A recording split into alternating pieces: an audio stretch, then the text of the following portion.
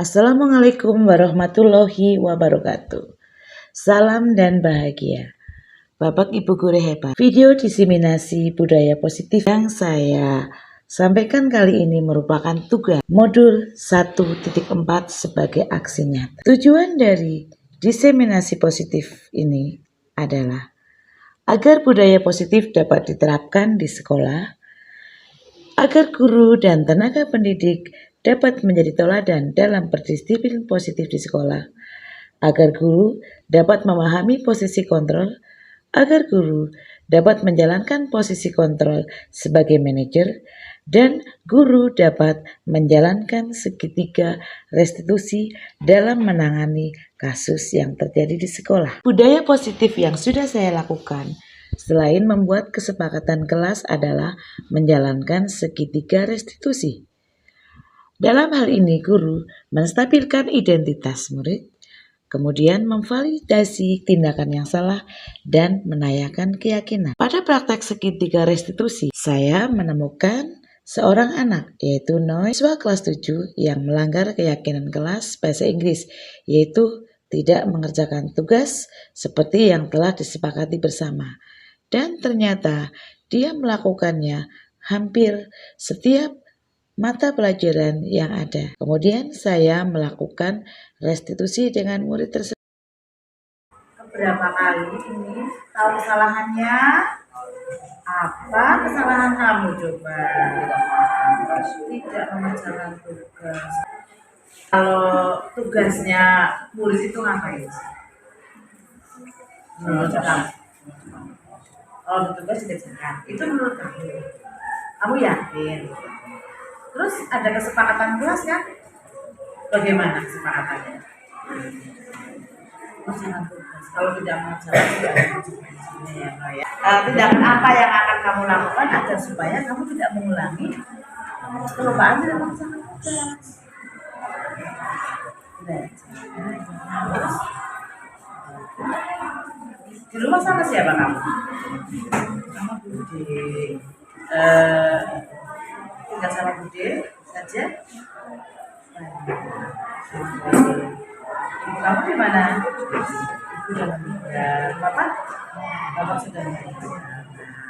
Di sini ya, No kan tinggal dengan Bude ya. Nanti bilang sama Bude supaya mengingatkan ya. Kamu ingin jadi anak yang pintar kan? Jadi mulai sekarang betul-betul dikerjakan agar supaya juga kamu bisa mendapatkan ilmu yang benar. Ya, Mas No belajar yang baik. Ya, betul. Jadi mengerjakan tugas tanpa disuruh, ya. Kalau misalkan kamu juga bisa tanya ke siapa? Ke teman. Selain tanya ke teman, bisa dengan apa? Kamu juga bisa dengan apa?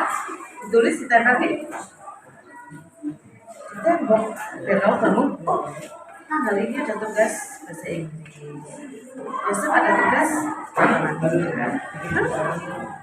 Selamat ya, semoga kamu jadi anak yang sukses. Kamu kan sudah ini kan sudah nggak ada orang tua, berarti kan kamu harus yakin bagi kamu sendiri bahwa kamu bisa menjaga saya.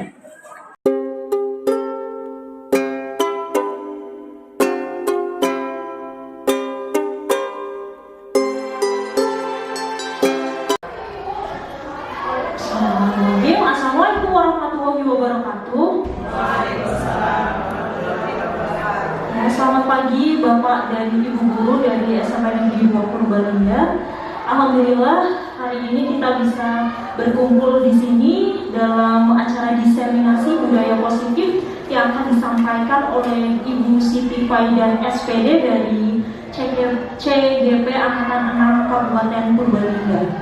Sebelum mulai acara kali ini, saya akan membacakan susunan acara. Yang pertama yaitu pembukaan, yang kedua sambutan, yang ketiga kegiatan inti, dan yang keempat penutup. Untuk pembukaan, marilah kita bersama-sama mengucapkan basmalah. Monggo Bapak Ibu. Bismillahirrahmanirrahim. Untuk acara yang kedua yaitu sambutan akan disampaikan oleh Ibu Eni Kustiah SPD MPD selaku perwakilan dari SMP Negeri 2 Purbalingga. Kepada Ibu Eni kami persilakan.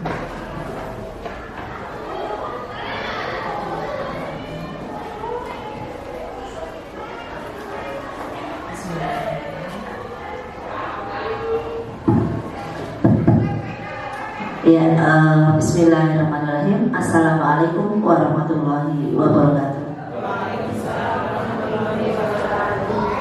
Ya, pertama-tama marilah kita panjatkan puji syukur kehadirat Allah Subhanahu wa taala yang telah memberikan kenikmatan, nikmat sehat, nikmat sempat pada kita semuanya, sehingga kita bisa berkumpul di hari ini, di jam ini, dalam acara diseminasi budaya positif sebagai tugas dari CGP 6 Angkatan 6 atas nama Ibu Siti Faidah dari SMP Negeri 2 Purbalingga.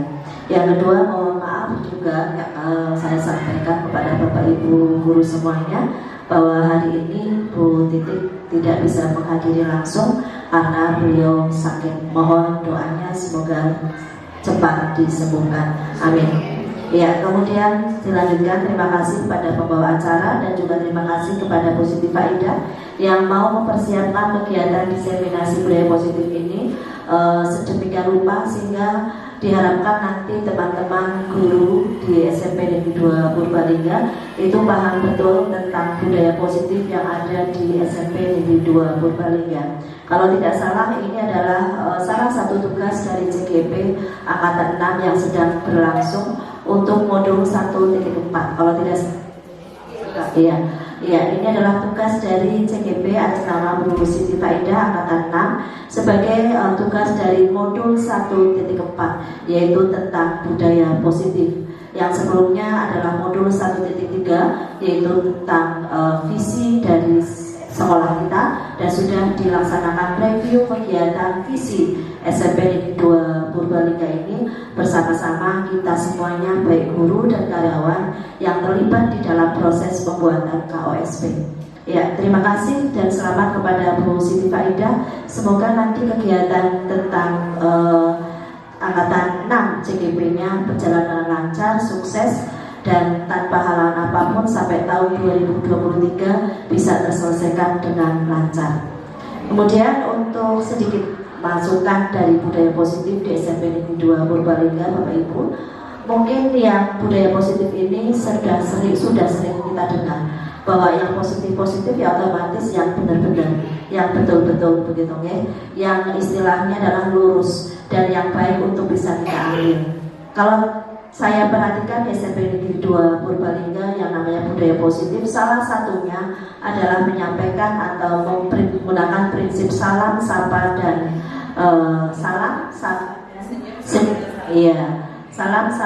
dan senyum. Itu adalah salah satu budaya positif kita. Pada saat pagi hari anak-anak datang kemudian tersenyum, menyapa, bersalaman kepada kita semuanya, kepada guru, itu adalah salah satu budaya positif kita. Dan selain itu banyak sekali budaya positif yang ada di sekolah kita. Jadi nanti akan diterangkan dan dijelaskan tentang budaya positif ini oleh teman kita Bu Siti Faidah sedemikian rupa sehingga kita bisa mengambil apa yang benar dan bisa dilanjutkan dan serta dikembangkan oleh sekolah kita SMP Negeri 2 Purbalingga, sehingga budaya positif kemungkinan bisa dijadikan sebagai unggulan di SMP Negeri 2 Purbalingga. Demikian sambutan dari saya dan selamat mengikuti diseminasi ini sampai akhir. Semoga ada manfaatnya dan barokah bagi kita semuanya. Amin. Akhirnya, wassalamualaikum warahmatullahi wabarakatuh.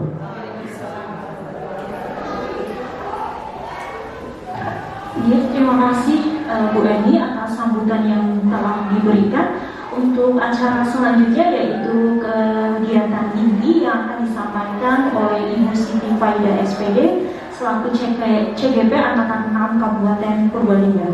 Kepada Ibu Siti Faidah kami persilakan. Terima kasih kepada Ibu Mufa. Terima kasih juga kepada rekan-rekan yang telah bersedia untuk memenuhi undangan saya di sini, menyempatkan waktunya. Tentunya saya sangat mengapresiasinya.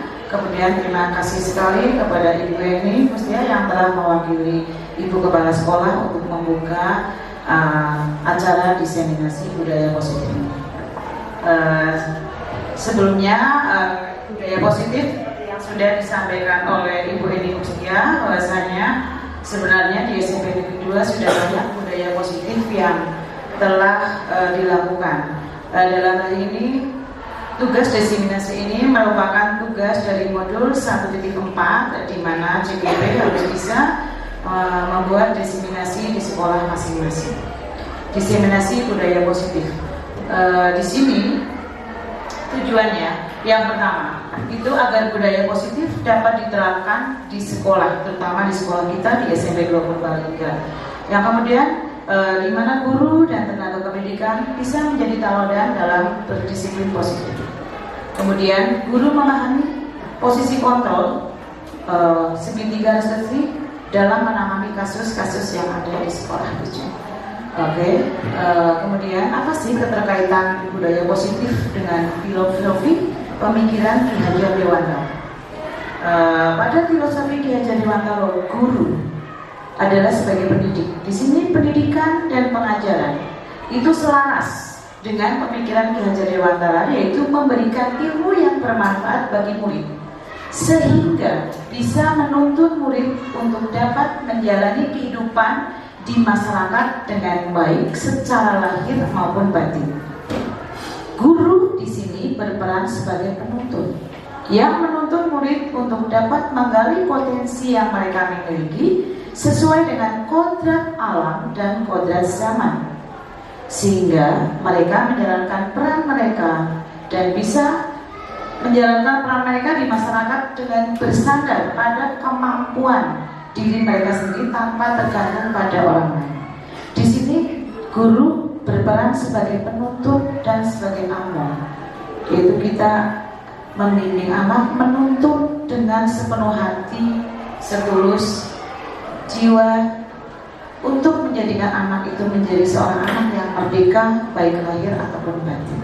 Sebagai yang disampaikan, sekolah sebagai tempat pembelajaran, sebagai tempat persemaian bibit-bibit kebudayaan, di mana setiap anak itu mempunyai kodrat alam masing-masing, jadi tidak sama, mempunyai karakter yang berbeda dari satu anak dan anak yang lain, di mana kita tidak akan bisa menumbuhkan benih padi untuk menjadi jagung, meskipun kita memberikan pupuk untuk tumbuh menjadi jagung, tapi ketika benihnya padi tidak bisa. Maka kita sebagai seorang guru harus bisa menuntun mereka sesuai dengan kodrat dan bakat serta karakter masing-masing. Ini berikutnya Bapak Ibu guru, di sini dalam disiplin positif yang akan saya sampaikan itu terdapat 6. Yang pertama, disiplin positif dan nilai-nilai kebajikan universal. Yang kedua, teori motivasi, hukuman, penghargaan, dan restitusi. Yang ketiga, keyakinan kelas. Yang keempat, kebutuhan dasar manusia dan dunia yang berkualitas. Yang kelima, restitusi yang terdiri atas 5 posisi kontrol guru. Kemudian restitusi, bagaimana kita melaksanakan segitiga restitusi dengan siswa. Disiplin positif mengenai kebajikan. Di sini seperti disampaikan dalam Principle Center Leadership Statement kami mengatakan, bila kita ingin membuat kemajuan perlahan, sedikit demi sedikit ubahlah sikap dan perilaku Anda. Namun, bila kita ingin memperbaiki cara-cara utama kita, maka kita perlu mengubah kerangka acuan kita. Ubahlah bagaimana Anda melihat dunia, bagaimana Anda berpikir tentang manusia. Ubahlah paradigma Anda. Skema pemahaman dan penjelasan serta aspek-aspek tertentu tentang realisasi. Inilah jadi kita di sini adalah kurikulum merdeka, itu kita merubah paradigma kita. Kemudian lanjutnya di sini, kalau kita biasa mengajar anak dengan ada stimulus, ada respon, jadi kita stimulus murid, kemudian ada respon dari mereka. Di sini kita harus mulai merubah posisi kita, paradigma kita menjadi teori kontrol. Di sini pada stimulus respon, realitas kebutuhan kita sama. Padahal pada teori kontrol, realitas kebutuhan siswa sama tidak Bapak Ibu? Kebutuhan siswa satu dengan yang lain itu tidaklah sama, berbeda. Karena seperti tadi disampaikan oleh Ki Hajar bahwa setiap anak mempunyai kodrat alam masing-masing yang mereka punya sejak mereka lahir. Kemudian semua orang melihat hal yang sama. Jadi ketika kita mengajar, kita menganggap murid menganggapnya sama, ya, melihatnya sama. Sementara tidak. Setiap orang itu mempunyai gambaran yang berbeda, mempunyai perspektif masing-masing. Kita mencoba mengubah orang agar berpandangan sama dengan kita. Itu dalam teori stimulus respon. Pada teori kontrol, kita berusaha memahami pandangan orang lain tentang dunia. Jadi berbeda mereka pemahamannya. Pada stimulus, perilaku buruk dilihat sebagai suatu kesalahan. Tapi pada teori kontrol, semua perilaku memiliki tujuan. Jadi mungkin seseorang yang mempunyai perilaku yang kurang baik, mereka mempunyai tujuan. Nanti akan ada apakah tujuannya? Tujuan untuk memenuhi kehidupan hidup mereka. Kemudian pada stimulus orang lain bisa mengontrol saya. Mungkin kita dianggap bisa mengontrol murid, tapi di sini hanya diri sendirilah yang dapat mengontrol. Tidak bisa orang lain itu mengontrol kita. Kemudian saya bisa mengontrol orang lain. Pada teori kontrol, Anda tidak bisa mengontrol orang lain. Hanya diri sendiri. Jadi orang sebutlah yang mengontrol mereka. Kemudian stimulus respon pemaksaan ada pada saat bujukan gagal. Jadi ketika kita dengan anak-anak sudah membujuk untuk mengerjakan tugas dan sebagainya, kita bisa dengan menggunakan pemaksaan. Dalam teori kontrol tidak demikian. Kita akan menggunakan kolaborasi, konsensus untuk menciptakan pilihan-pilihan baru. Kemudian tujuan dari disiplin positif ini adalah menanamkan motivasi yang ketiga kepada murid-murid, yaitu agar mereka menjadi orang yang mereka inginkan, menghargai diri mereka sendiri, kemudian dan mereka percaya ketika murid-murid juga ketika mereka kita harus membangun motivasi yang dari diri mereka sendiri, namanya motivasi intrinsik. Itu yang tujuan dari disiplin positif. Sehingga mereka ketika mereka motivasi sendiri, mereka mempercayai diri sendiri, mereka menghargai diri sendiri, dan juga mereka nantinya akan juga bisa menghargai orang lain. Seperti Ki Hajar Dewantara menyatakan, di mana ada kemerdekaan, disitulah harus ada disiplin yang kuat. Sungguh pun disiplin itu bersifat self disiplin, disiplin sendiri-sendiri, yaitu kita sendiri yang mewajibkan kita dengan sekeras-kerasnya, kita yang mewajibkan kita. Tetapi itu semua sama saja.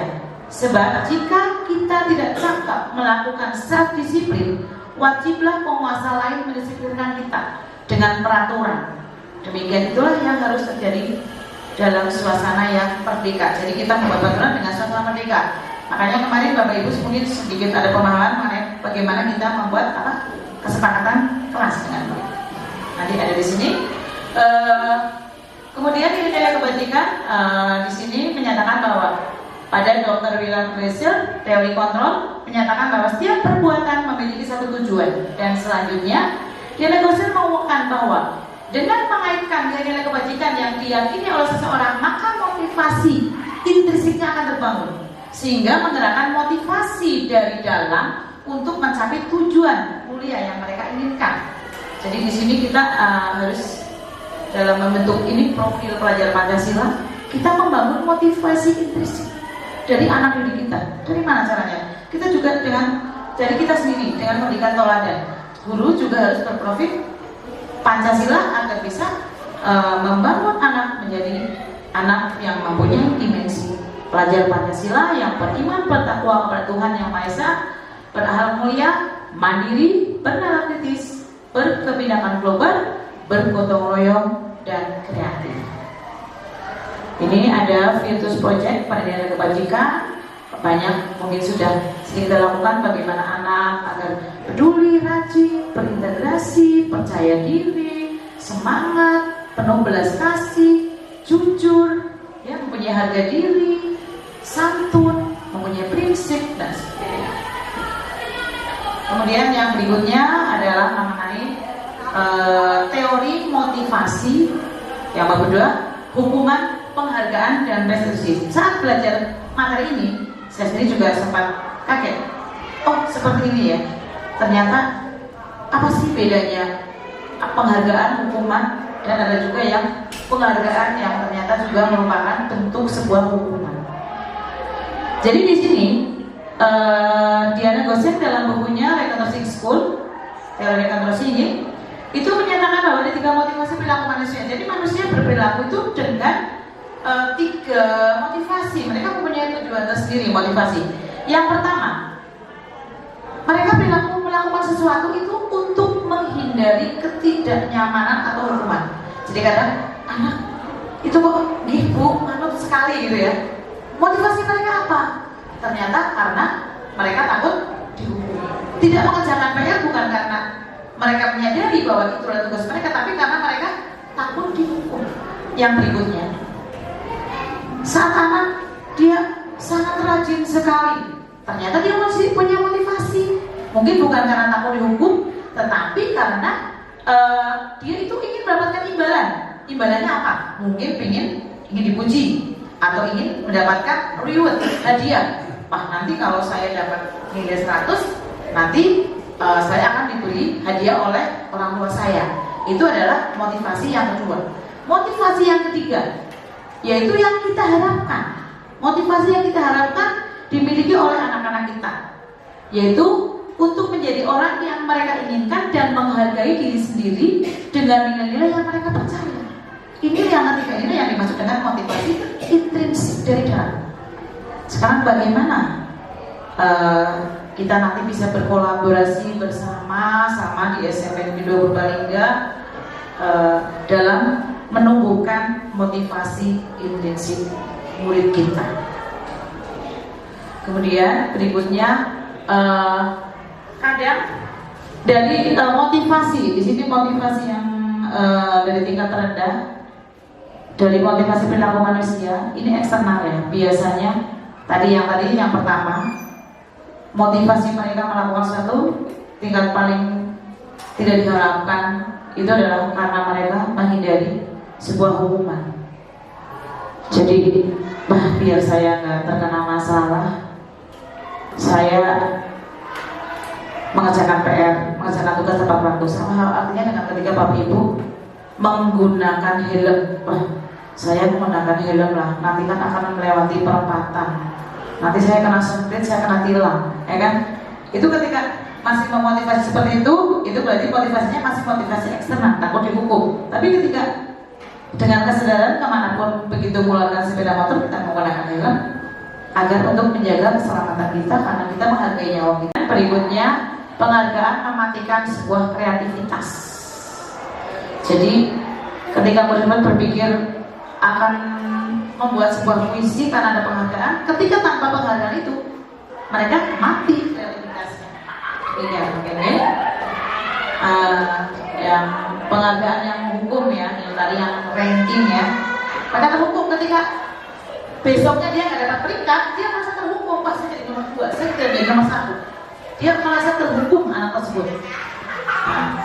Jadi demikian Bapak Ibu, penghargaan ternyata sama juga dengan hukuman. Yang betul bagaimana?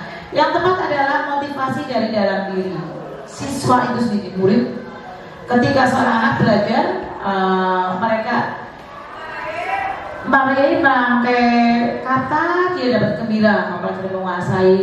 Kemudian dia sadar bahwa saya bisa membaca ya ternyata. Dan dia mempraktekkan lagi, saya bisa membaca dengan kalimat yang lebih panjang lagi. Itu berarti motivasi dari intrinsik dari, bukan karena takut dihukum kalau nggak bisa baca, bukan karena ingin mendapatkan sebuah penghargaan. Nah, ini yang dimaksud dengan restitusi adalah pendekatan untuk menciptakan disiplin positif. Jadi restitusi yang tadi kan ada hukuman, ada penghargaan, ada restitusi. Restitusi itu adalah proses menciptakan kondisi bagi murid agar bisa mereka memperbaiki kesalahan mereka sehingga mereka dapat kembali ke kelompoknya masing-masing. Kemudian tujuannya itu agar bisa, ini ciri-ciri restitusi.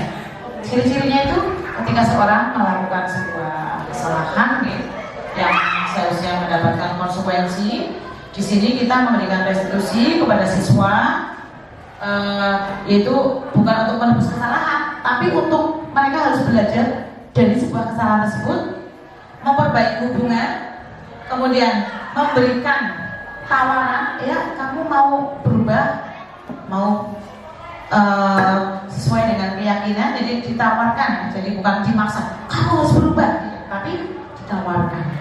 cerita orang, kemudian restitusi juga menuntun untuk melihat ke dalam diri sendiri, mencari kebutuhan dasar yang mendasar tindakan, dan juga restitusi cara yang paling baik dalam menyelesaikan hubungan dengan anak yang ada masalah. Kemudian yang berikutnya yaitu keyakinan kelas. Sampai di sini Bapak Ibu ada yang tanya mungkin tentang hukuman? Oke, Bu Laras monggo.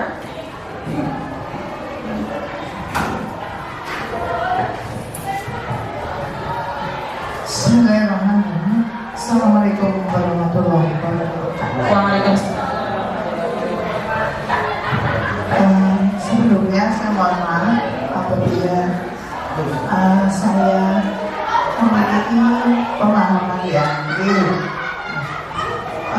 Ibu Sri Baik yang saya hormati, tadi saya jika tidak salah dengar, ada motivasi yang baik yang harus kita lakukan pada siswa adalah motivasi secara intensif.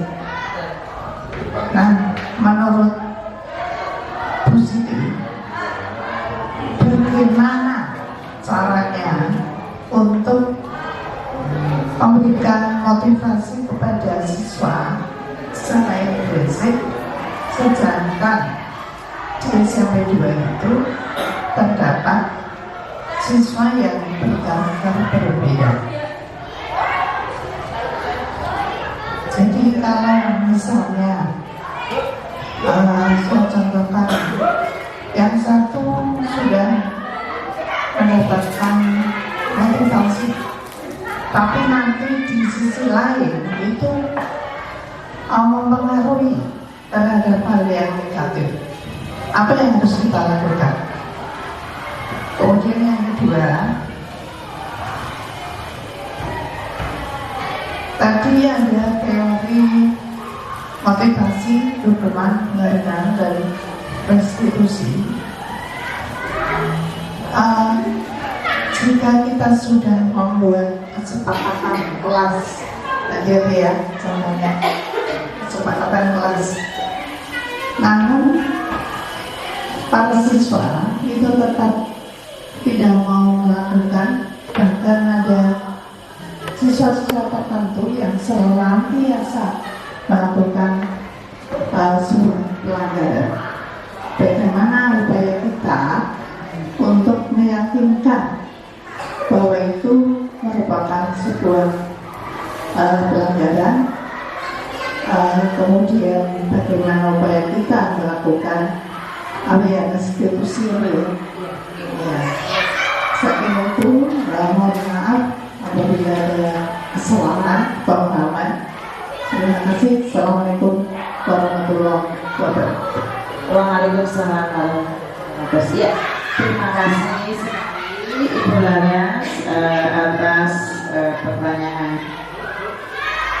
Lalu di situ tadi kita yang pertama itu menanyakan mengenai bagaimana membangun motivasi intrinsik pada siswa, yaitu dengan motivasi yang tidak dilandasi dari mereka takut untuk mendapatkan hukuman,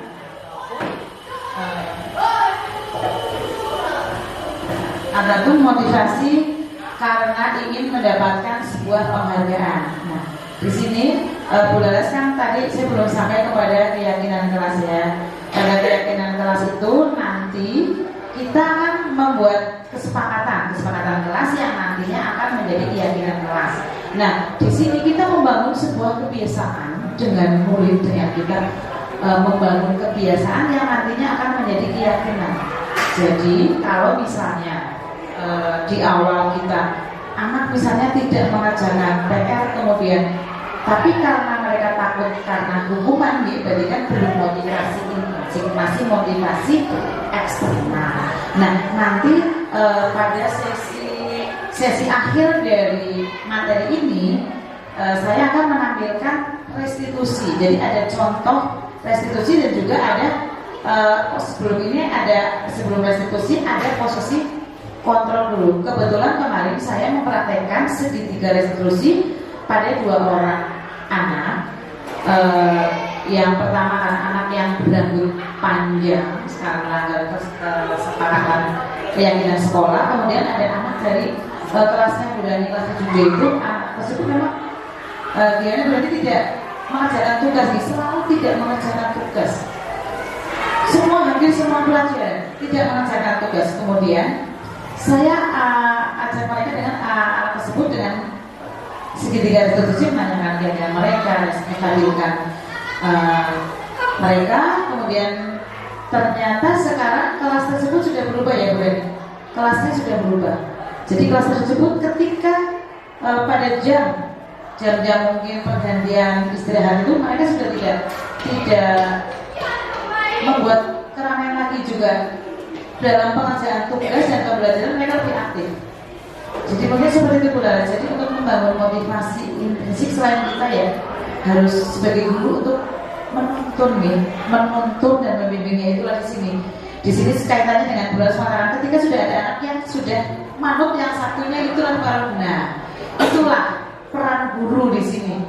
Sesuai dengan filosofi Ki Hajar Dewantara bahwa guru adalah sebagai seorang pamong, penuntun yang menuntun murid, dan mereka memang sesuai dengan karakter mereka, dan memang karakternya berbeda-beda.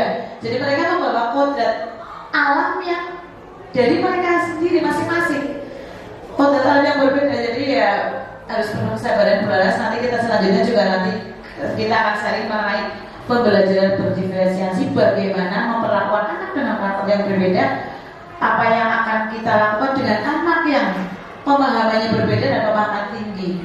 Ini mungkin belum sampai ke situ ya Bu Laras. Kan kemarin waktu pas saya peran guru penggerak teknologi, Bu Laras menanyakan bagaimana pembelajaran berdiferensiasi. Insya Allah setelah diseminasi ini nanti saya akan coba bagaimana membuat pembelajaran yang berdiferensiasi, modulasinya apa yang dilakukan sebelum kita melaksanakan pembelajaran tersebut. Mungkin dari situ nanti kita bisa membimbing anak secara pelan-pelan dan membangun motivasi mereka sesuai dengan kodrat alam yang mereka punya. Mungkin pertanyaan saya Bu Laras dapat dibantu. Terima kasih. Nanti mungkin bisa ketika kita melihat dari posisi kontrol dulu, oke? Di sini keyakinan kelas Bapak Ibu. Mengapa? Kalau dulu kan ada peraturan kelas, ya kan? Tidak boleh datang terlambat dan sebagainya. Tapi di sini pada teori kontrol di sini kita tidak boleh memaksakan dari kehendak kita. Kelas sudah peraturan sudah tertulis tidak, tapi kita membuat keyakinan, dan keyakinan kelas ini tidak hanya dengan wali kelas, tapi dengan guru mantau juga bisa. Jadi yang bukan wali kelas, kita masuk ke kelas, kita membuat keyakinan, ya kita selama semester ini mau belajar pelajaran bahasa Inggris, keyakinan kelas kita akan buat. Oke? Terus kemudian keyakinan itu nilai-nilai keselamatan dan kesehatan, yaitu nilai kebajikan universal yang disepakati secara tersirat dan tersurat, lepas dari latar belakang suku, negara, bahasa ataupun agama.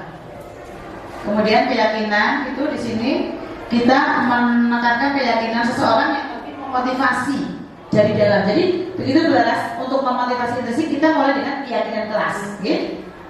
Kemudian jadi perlu dipahamkan. Nah, kemudian di sini yang berikutnya yaitu tahapan menciptakan program kebajikan. Nanti untuk keyakinan kelas kita bisa praktekkan bersama-sama untuk kelas kita masing-masing, gitu. Kemudian kita lihat daftar kebajikan, kemudian nilai kebajikan yang ingin dijadikan perhatian. Kemudian program ini dengan kebajikan, misalnya kita bisa dengan cara membuat poster yang menarik, poster yang menarik, bisa kita ada WA kelas, bisa kita share di WA kelas posternya. Kemudian juga bisa kita print, kita tempelkan di dalam kelas atau media yang lain di perpustakaan dan sebagainya, sebagai media keyakinan kelas atau keyakinan dari sekolah. Jadi pembentukan keyakinan kelas atau sekolah yang pertama itu harus bersifat lebih abstrak daripada peraturan. Kemudian berupa pernyataan yang universal dan hendaknya tidak terlalu banyak sehingga mudah diingat dan dipahami. Jadi nggak usah terlalu banyak sekali, ya. Kemudian sebaiknya juga sesuatu yang dapat diterapkan di lingkungan tersebut. Dan hendaknya semua warga kelas berkontribusi. Jadi masing-masing kita rembukan dengan anak-anak. Kemudian juga bersedia meninjau kembali. Misalnya keyakinan kelasnya sudah lama, sudah Bu, digantilah keyakinan kelasnya. Seperti saya kemarin membuat keyakinan kelas di 9A bahwa saya akan menggunakan bahasa Inggris 75%. Kemarin mereka, Bu, boleh nggak keyakinannya dievaluasi bagaimana? Jangan 75% lah Bu, 50% aja. Dalam pembelajaran 2 jam minta 50% ya. Oke, kita keyakinan kelasnya kita bisa meninjau kembali. Oke. Kemudian berikutnya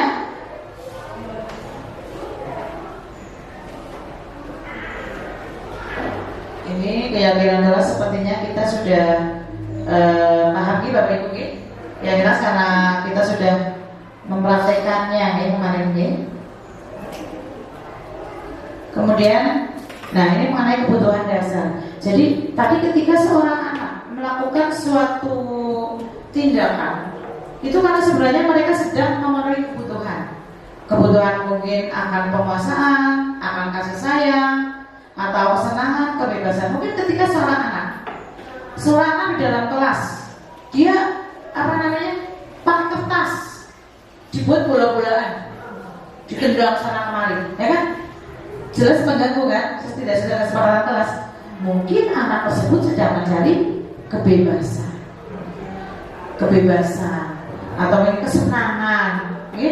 Kemudian mungkin dia suka tidak suka mengerjakan tugas.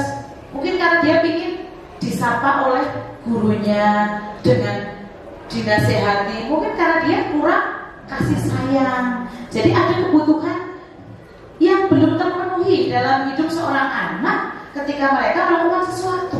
Jadi ibaratnya untuk cari perhatian ini Bapak Ibu mengatakan. Jadi penguasaan juga mungkin karena dia ingin dipuji lagi. Ini contohnya kebutuhan fisiologis untuk bertahan hidup. Kemudian kalau kasih sayang dan rasa diterima. Nah, jadi kebutuhan kasih sayang itu ya kalau kita harus memaklumi. Jadi kita harus memahami juga dengan ini kebutuhan hidup manusia agar juga bisa memahami kebutuhan anak-anak, kebutuhan dasar anak-anak, kebutuhan dasar atas pilihan. Oh saya nggak suka ini, karena dia mungkin ingin diberi pilihan, kesenangan. Jadi mereka ingin cari kesenangan. Jadi ada anak yang suka gerodogan gitu di kelas Nah mungkin mereka nggak tersalurkan, mungkin mereka ingin main band tapi nggak tersalurkan. Jadi mereka gerodogan itu karena ada sesuatu yang belum tertentukan. Nah sekarang ini masih itu Bapak Ibu. Nah ini kembali ke posisi kontrol. Nah di sini Bapak Ibu seorang guru ada 5 posisi kontrol yang ada. Tetapi nanti Bapak Ibu guru harus menggunakan 1 posisi kontrol saja. Yang pertama itu ada posisi pembuku, merasa membuat bersalah, teman, pemantau, dan manajer. Mungkin Bapak Ibu nanti setelah melihat tayangan ini mungkin wah saya itu seringnya sebagai apa? Pembuku itu biasanya gitu. Gurunya menghardik, menunjuk. Kalau kamu tidak, kamu akan apa? Seperti itu, oke? Nah, cara pada guru itu biasanya akan mengulangi kesalahan. Kalau di atas, nah sekarang kita lihat di sini posisi pembuku.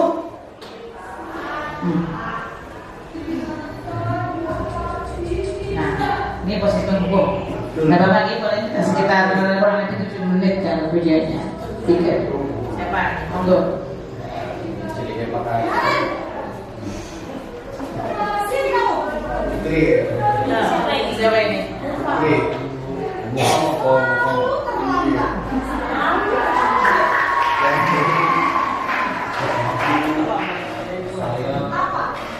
Apa coba? Banyak banget. Kayak saya. Kamu takut sih kamu.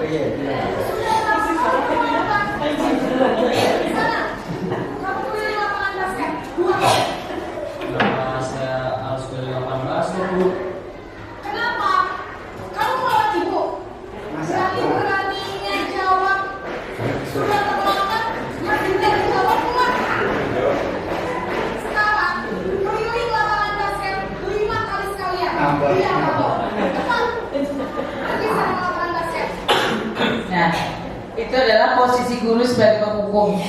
Mungkin Bapak Ibu pernah melakukan ini atau tidak pernah? Pernah. Oke, saya pernah ya. Nah, untuk sekarang ini posisi penghukum itu sudah tidak diperbolehkan. Nah, ini juga mungkin posisi pembuat merasa bersalah. Di sini guru akan bersuara lembut menggunakan keheningan yang membuat orang lain merasa tidak nyaman, bersalah dan hadir. Kita lihat seperti apakah profil guru yang berposisi sebagai pembuat merasa bersalah.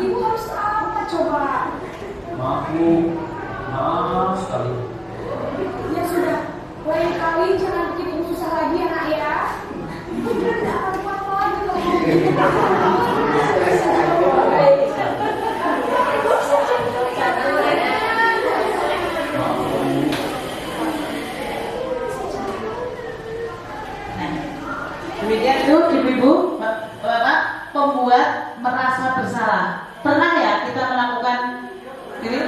Pernah ya? Oh, Paris belum. Oke, mungkin kita lihat posisi yang berikutnya, yaitu posisi teman. Nah, ini memposisikan ketika seorang anak melanggar kesepakatan, guru memposisikan diri sebagai teman. Nah, kita lihat nih Bapak Ibu. Ini siapa ini yang suka berposisi sebagai teman? Ya.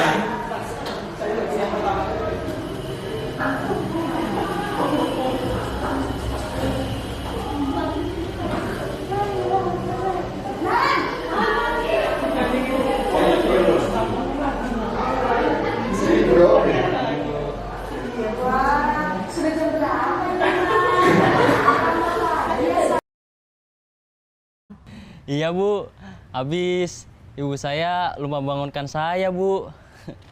Kamu malah menyalahkan ibu kamu.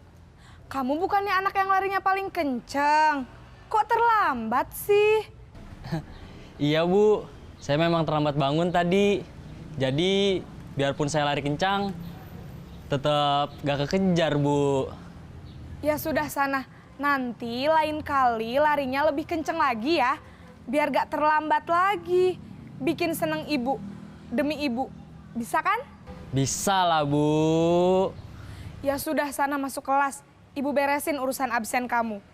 Kamu ini ada-ada saja.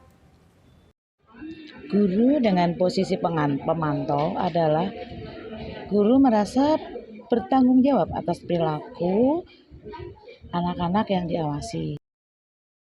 Selamat pagi Bu. Naren, apa peraturan sekolah kita tentang jam berapa kita harus masuk sekolah, nak? Kita harus di sekolah jam 7 Bu. Iya betul, sekarang sudah jam 7.20. Naren sudah tahu konsekuensinya jika terlambat hadir. Paham Bu, saya harus tinggal kelas pas jam istirahat selama 20 menit. Iya benar, konsekuensinya demikian. Jadi nanti jam 9.30 pas istirahat, kamu harus tinggal di kelas kerjakan tugas tambahan untuk ketertinggalan kamu, ya. Baik, Bu.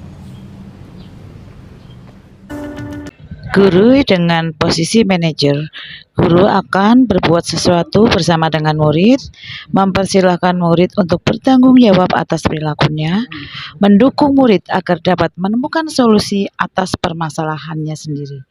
Seorang manajer telah memiliki keterampilan di posisi teman ataupun posisi pemantau. Naren!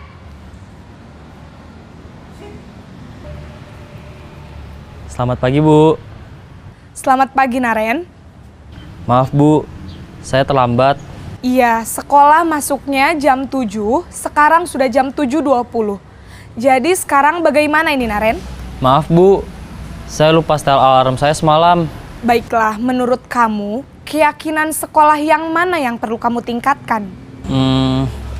Menghargai diri sendiri dan orang lain mungkin ya, Bu. Setuju. Jadi, apakah Naren meyakini prinsip saling menghormati tersebut? Iya, Bu. Saya meyakininya. Apakah Naren bersedia memperbaiki masalah keterlambatan ini? Bersedia, Bu. Bagaimana kamu akan perbaiki masalah keterlambatan ini? Saya akan coba untuk tidak lupa menyetel alarm saya, Bu.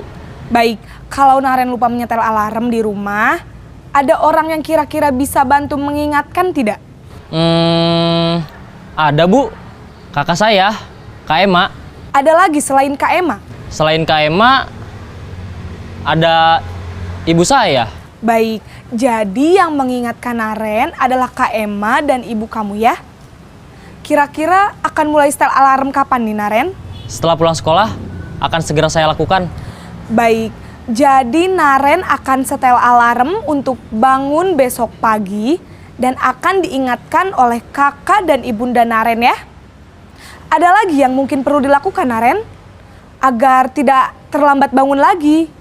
Tidak ada, Bu. Baik, Naren. Terima kasih untuk kerjasama kamu. Sekarang kamu perlu kembali ke kelas untuk belajar. Baik, Bu. Terima kasih. Kontrol yang ada di sekolah yang biasanya kita laksanakan, ada posisi penghukum, ada posisi sebagai pembuat pesan-pesan, posisi teman, posisi pemantau, dan yang terakhir adalah posisi manajer.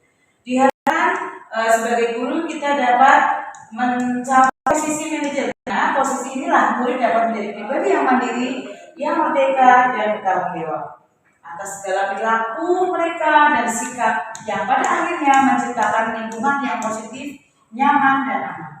Bapak Ibu guru semua, kita berharap semoga di akhir 2023 kita dapat melaksanakan posisi manajer untuk semua guru yang ada di sini sehingga terjadi budaya positif yang akan memberikan lingkungan positif bagi siswa dan bagi kita semua.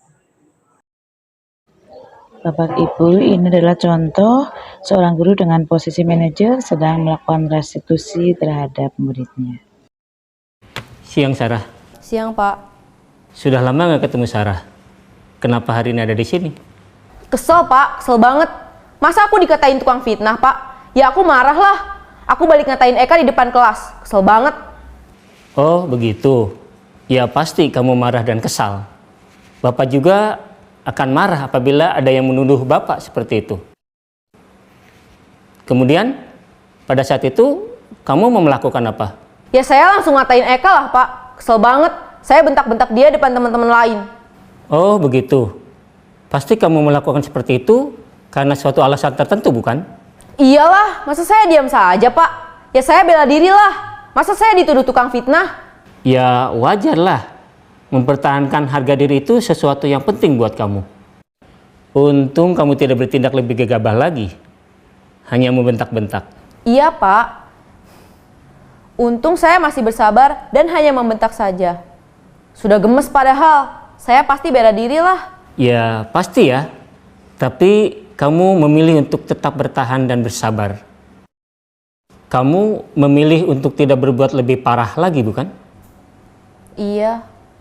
Nah, sekarang coba kita lihat lagi. Tindakan kamu yang bentak-bentak Eka di kelas. Tindakan kamu itu kira-kira sesuai dengan keyakinan kelas atau prinsip kamu tidak? Enggak lah, Pak.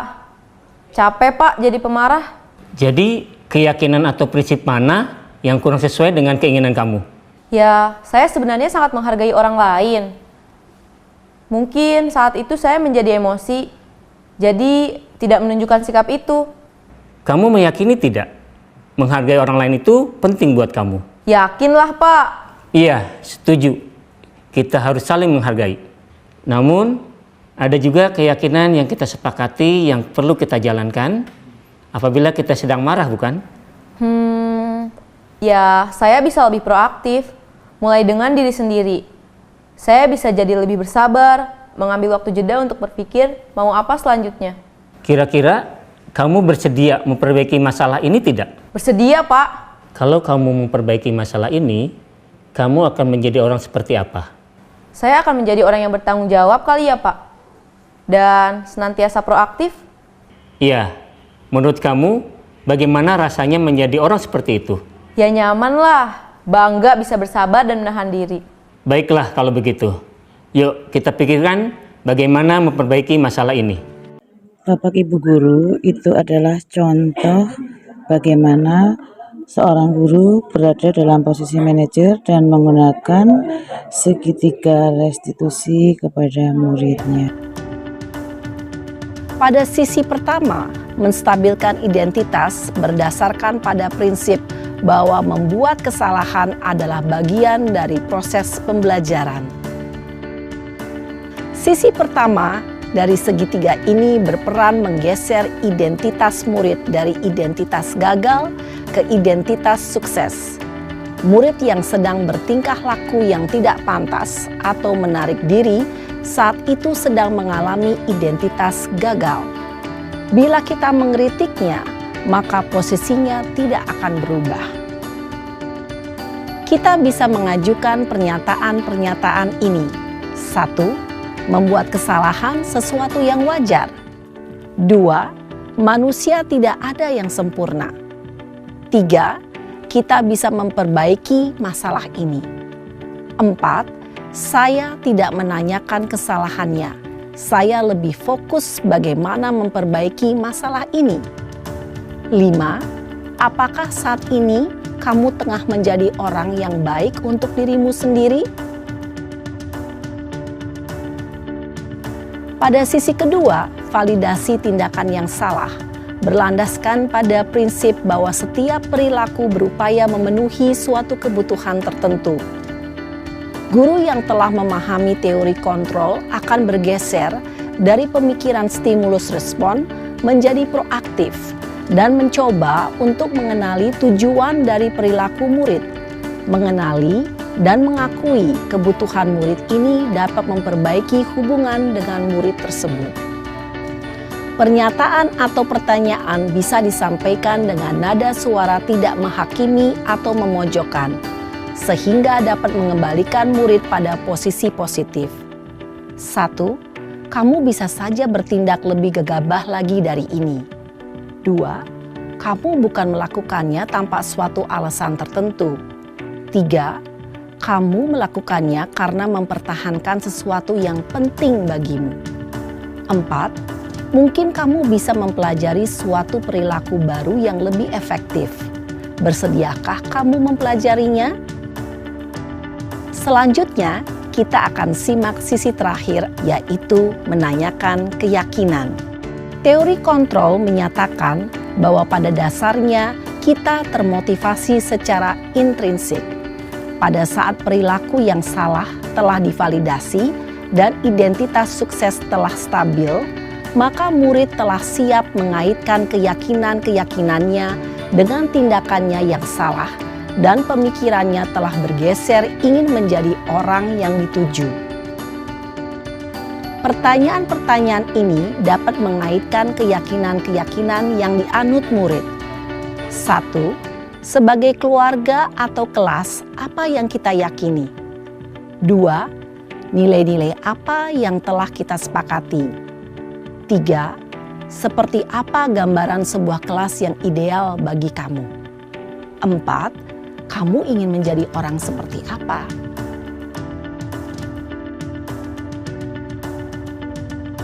Di sini saya kemarin kerja cerita sedikit. Saya kemarin melakukan restitusi dengan salah satu siswa di sekolah.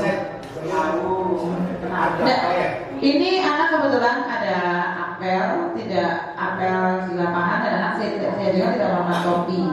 Dan kalau rambutnya itu panjang, kenapa? Karena dia punya keyakinan. Dia tahu ya.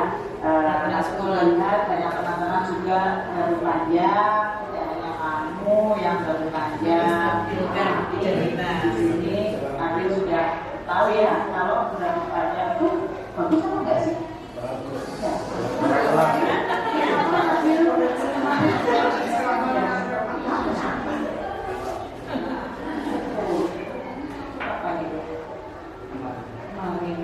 Alasannya apa kalau tidak dicukur? Jadi ya kita memang di sini usia selama berapa ya? Tapi memang benar pemotongannya jadi pendek ya, mahasiswa yang sekolah ya. Misalnya tadi mau memotong rambutnya kapan? Nanti sekolah-sekolah. Ini ya Nabil, kebetulan di sekolah kita itu di SMP 2 ada di situ ya kita namanya Bularas, tahu kan? Nah, itu Bularas menyediakan waktu jam kosong dan jam 12 untuk pemotongan namanya tidak sesuai dengan kebiasaan sekolah. Nabil mau? Nah, ini kemarin ini sepertinya demikian Bapak Ibu yang saya sampaikan untuk acara ini. Saya sekali lagi mengucapkan banyak terima kasih nih atas keikhlasan waktunya Bapak Ibu untuk mengikuti diseminasi ini, dan semoga apa yang telah saya sampaikan, jika ada kebaikan datangnya dari Allah, dan jika ada kesalahan datangnya dari diri saya sendiri. Semoga ada manfaat yang bisa diambil. Mungkin sebelum saya close, ada yang mau disampaikan? Tadi sudah pertanyaannya sudah terjawab nih, bagaimana menumbuhkan? Mungkin dari rekan yang lain, Bu Umi mungkin dari yang ditanyakan. Apa sudah cukup jelas? Sudah cukup jelas. Terima kasih. Semoga dengan kegiatan ini bisa bermanfaat, kita bisa melaksanakan budaya positif di SMA Negeri 2 Purbalingga, dan semua guru bisa menjalankan posisi kontrol sebagai manajer dan bisa menjalankan restitusi dengan siswa. Kurang lebihnya demikian. Wassalamualaikum warahmatullahi wabarakatuh.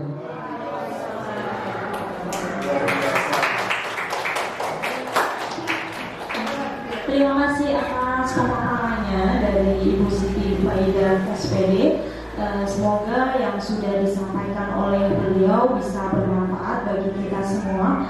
Untuk acara yang terakhir yaitu penutup, untuk mengakhiri acara pada pagi hari ini, marilah kita bisa mengucapkan hamdalah bersama-sama.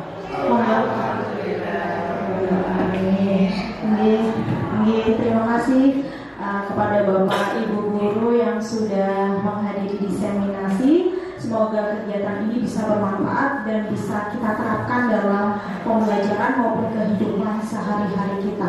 Saya akhiri, wassalamualaikum warahmatullahi wabarakatuh.